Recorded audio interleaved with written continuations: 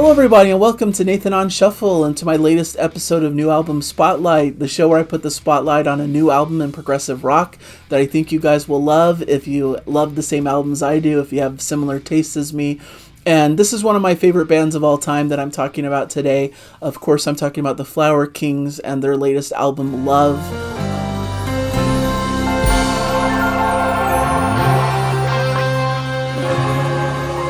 I have a long-standing history with the band. They were one of the first modern prog bands that I really got into when I was discovering the scene.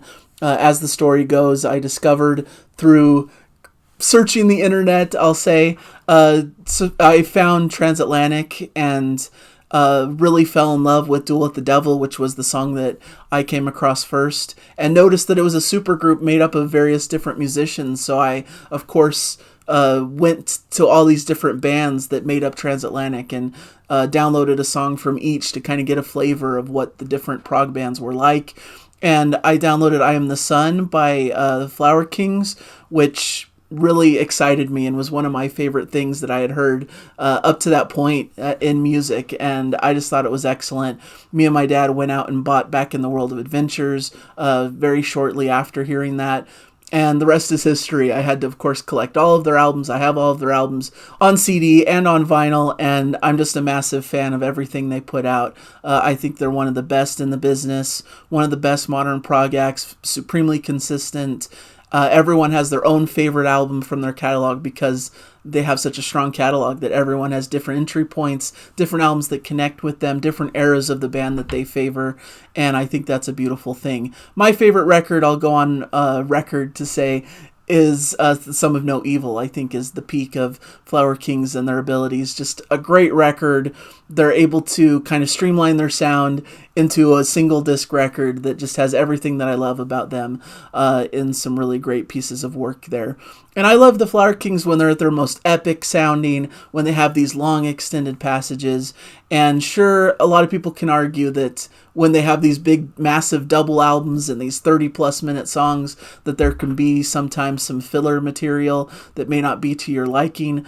But I actually feel like they're fairly consistent, and that some of their double records are some of my favorites in their catalog, like Flower Power, like Stardust We Are, of course, and Unfold the Future. They just have a lot of creativity, and I'm always happy to get more of that. You know, I want to hear all of the creativity that Roine Stolt has to share with me, so I'm never complaining about a record being too long or having too much filler material. But of course, there may be certain tracks that connect with me more than others. I think that's just natural for any band. But this is a fantastic group that's from Sweden.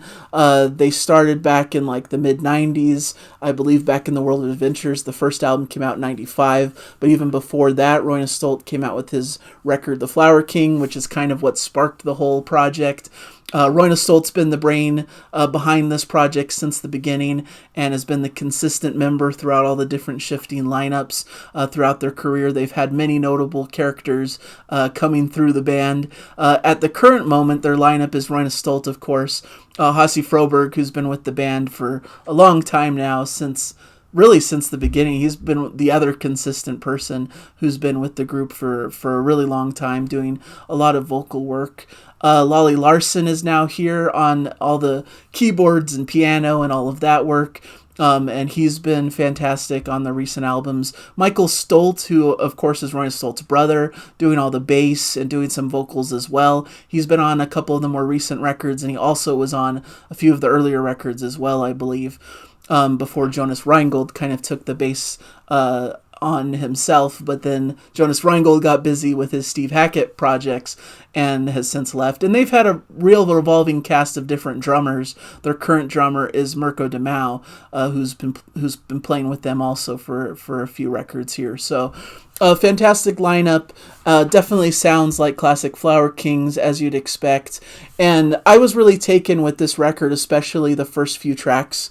I've talked a little bit about their recent albums with some trepidation. I feel like in their recent era, meaning Waiting for Miracles onward, they've been of variable quality to me, meaning that even though they're all solid and still all sound like the Flower Kings, we haven't really gotten a great meaty epic since like Banks of Eden. We haven't really felt that kind of massive, majestic early Flower Kings that I really came to love. But they've just kind of settled into this groove of releasing these albums that have a lot of different shorter tracks all put together. Royna Stolt tries to continually say that they all kind of work in tandem as one piece. He said that with Islands, and he's saying that with this record as well, that it's kind of meant to be digested as a whole work, kind of a suite of music all put together. But I'm not sure it really connects the way he thinks it does for how he's crafting it. I don't know. I can understand what he's trying to say because it does have a very specific vibe and feel as you go throughout the record, but it is separated into very distinctive songs that I think can stand on their own as well. Their previous album, Look at You Now, which came out only a couple years ago, it came out in 2023. I didn't really connect with it as much as I've connected with previous Flower Kings album. It was really the first time where I felt a bit disappointed by them, just because it felt like kind of what you'd expect from their recent era. It didn't sound like it really explored much different than what we'd already heard on Waiting for Miracles and Islands and By Royal Decree.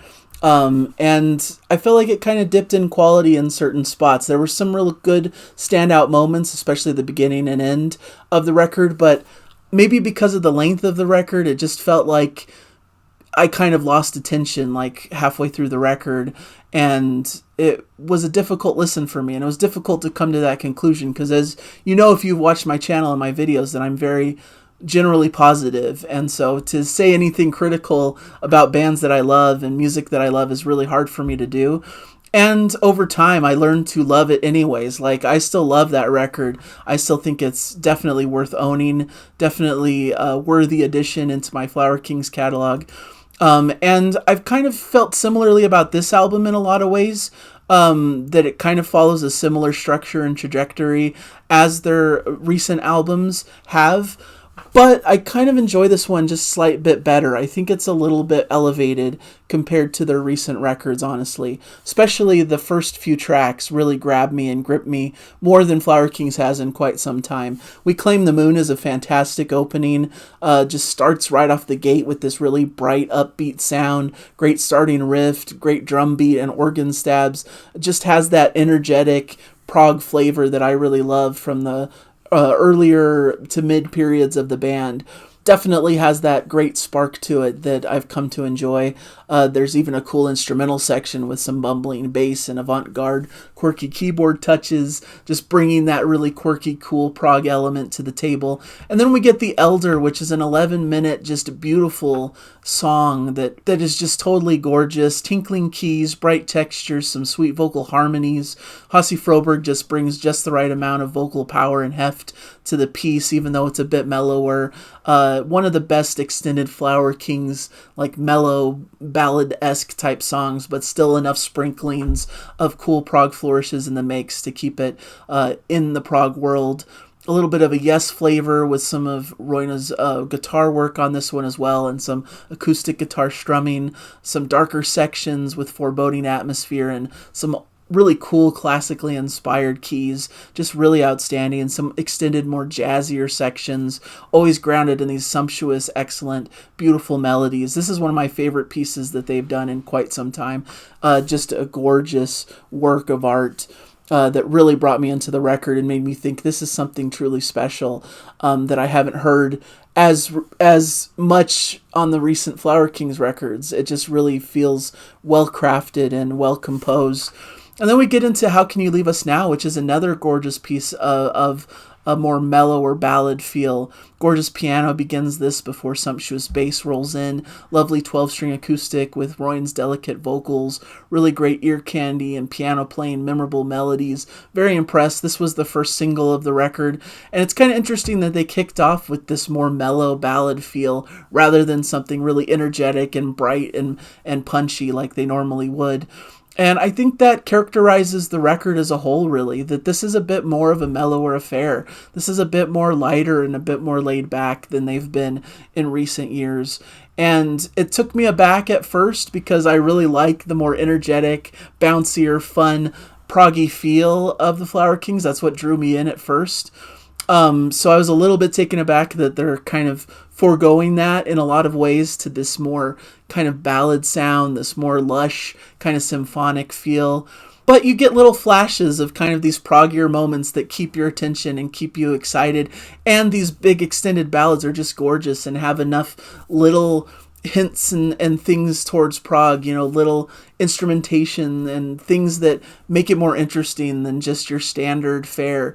That keep your attention and keep this adventurous and exciting. So these first three tracks are a great showcase for everything that the modern era of Flower Kings is all about. Three of my favorite tracks that they've done in years, as I've mentioned, and it continues from there pretty solidly. I mean, through the middle of the record, I do feel a little bit of that fatigue that I felt on their previous works. And that could be down to just how lengthy their albums tend to be. This album, I believe, is like 70 plus minutes long. So at some point in the record, it just gets a little fatiguing. Maybe I need to split this up into two halves or something to kind of digest it better. But as I'm listening through as one giant piece, it just kind of makes me lose a little bit of focus. World Spinning is a cool little bright keyboard diversion, a 2-minute instrumental swirling around in kaleidoscopic sound.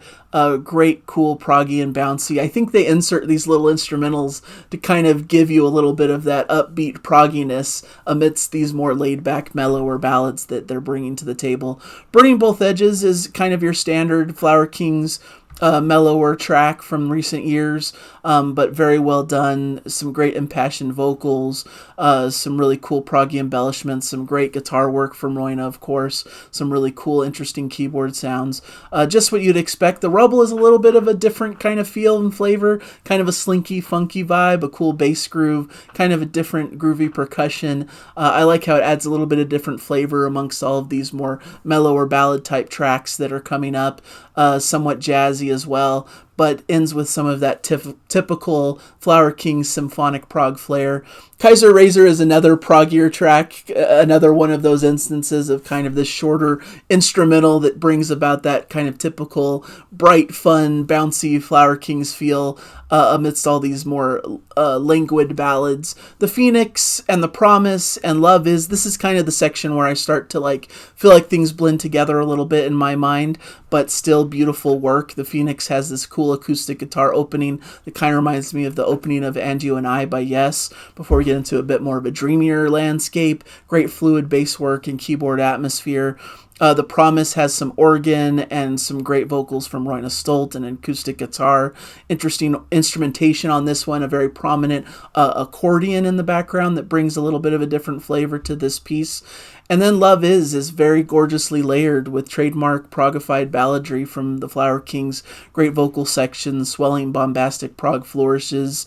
This is kind of almost the title track of the record that really brings this kind of love theme to the table. There's a bit of a bouncier, poppier section in this as well. So they're picking up the energy a bit with this piece after two more laid-back, mellower ballads. This is kind of bringing more of an energetic feel, especially towards the end with a very high-energy rocking prog section that's a lot of fun towards the end of it.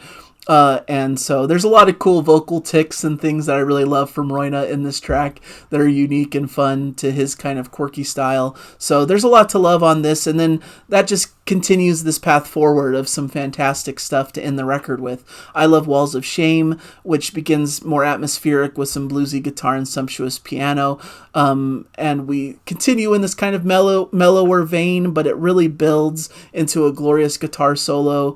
And I love the second half that's more uplifting and just really packs a punch as it continues forward and almost feels like a different song as it lifts you from that kind of mellower vibe into this big uplifting section. And Considerations is the longest track on the record. Well, the second longest after The Elder.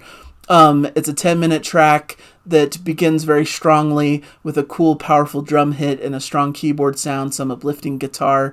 Really epic right at the start before it quiets down a little bit with Michael Stoltz's deeper voice coming in. I really love that they brought Michael Stoltz in to do some vocals on this track. His voice always makes me think back to Tomas Bodin's solo album that he did some vocals on, so it brings that to mind. And things just ramp up in proggy energy as we add Hosse's more rock-inspired vocals. There's a bright upbeat feel and a clear rocking vibe, giving this album kind of the shot of energy it needs. Big celebration with the instrumentalists going crazy. A lot of great guitar and keyboard soloing here. Grandiose swells, and allows the album to end in grandiose classic prog fashion. Beautiful ending, great last few tracks there to really elevate the record at the end. So my overall assessment is that it's a really brilliant record and maybe the best of the modern era of the Flower Kings from this kind of late run of records. It stands very close to me with By Royal Decree, which I also think is kind of underrated and a fantastic modern Flower Kings piece as well. It does suffer the same kind of problem for me, where it does dip a little bit in the middle, where some of those middle tracks, the Phoenix, the Promise, those, even the Rubble and Burning Both Edges kind of blend together a little bit in my mind. There's moments that stand out, and when I listen to them, I think it's fantastic and great, but I can see how for other listeners, this could all just kind of blend together and not be very distinctive and not as memorable. But that's really corrected by the first few tracks being so excellent and really bringing you into the record in a fantastic way, and it ending very strongly with the last three tracks. So a little bit of a mixed bag at times, but like I said, I think it's not really indicative of the quality of this music. Like, I think all those middle tracks are of excellent quality. I think it's just the structure of the album, like I said, where it's just so lengthy that at some point I feel like it's hard to continue to have that attention for the music, and you start to feel a bit fatigued, and I think that's the effect that it has. So if you split up this record and listen to it maybe in two halves, that might correct this problem that I'm detailing. Or if you kind of edited it down to a more digestible piece of music, then that could craft one of the most brilliant compact pieces that the Flower Kings have put together so far. So but all in all, it's an excellent addition to the Flower Kings catalog. It's an album I've been loving and that's grown on me over time. And I think that's the other key, is that when you first listen to a record like this, it can be overwhelming because there's so much music to digest. There's a lot to try to organize in your brain and to try to really come to terms with, that it takes several listens to really allow these pieces to shine and to allow the whole album to come into great focus. And over time, it's doing that. And even these tracks that at first didn't really grab me or didn't seem as memorable have started to really grab me. And I'm starting to love the piece even more as I continue listening to it. So I know a bit of a disjointed review, but overall, I'm very high on this record. I think it's somewhat of a return to form after a little bit of a disappointing record in their previous one. And I think this is well worth checking out for any fan of progressive rock. It's just fantastic work from one of the masters.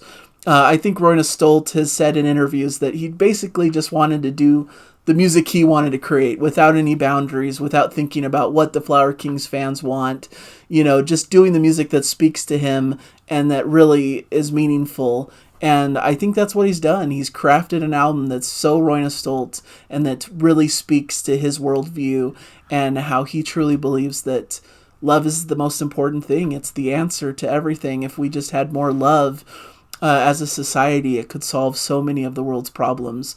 And I think he has a point there. So definitely listen to Love. It's a very lovely work of art that I highly recommend. So thank you guys so much. And hopefully you guys will continue checking out my videos. I have a lot of great reviews coming up for many great albums. And I'm happy to have been able to talk to you about this Flower Kings record. Thank you guys, and I'll catch you in a future episode. Bye, everybody.